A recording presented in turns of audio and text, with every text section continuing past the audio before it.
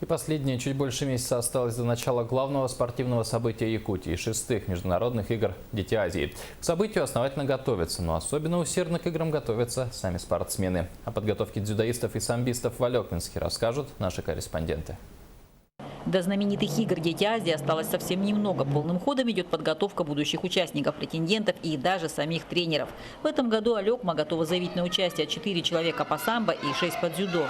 Заканчивается время последних утверждений. В свою очередь, дети уже практически на старте. Милан Вокчич, тренер по дзюдо, очень рад, что у него есть возможность представить совместную работу за эти годы. Подготовлены действительно достойные дети. Не только моя работа. Тут работали 3 тренера 3 года. За «Дети Азии» на нынешний год.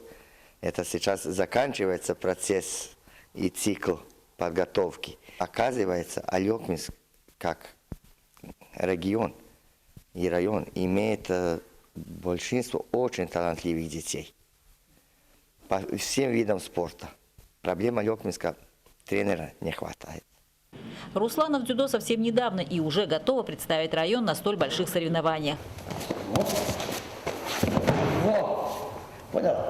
Главное – желание и упорство, считает она. И, кстати, советует ровесникам лучше перейти и заниматься спортом, чем просто тратить время ни о чем, как говорит сейчас молодежь.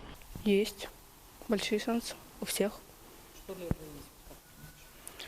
Ну, главное усилия, тренироваться много. Тренер хороший у нас. Каковы шансы алекминчан, не будем прогнозировать, а вот тренер убежден – высокие. Мы в 2013 году имели 3 результата со финала России, как Алекма. А весь Якутия имела 6 медалей. 50% медалей – это алекминские. И до сих пор от 40 до 60% медалей Якутии по дзюдо и по самбо это делают алекминские мальчики и девушки.